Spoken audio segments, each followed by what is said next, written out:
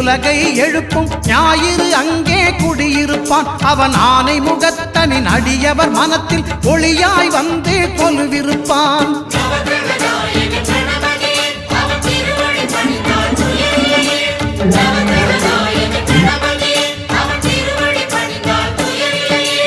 ஒன்பது கோளும் ஒன்றாய் காண அங்கு கற்பகம் என்னும் கடவுளின் மெய்யில்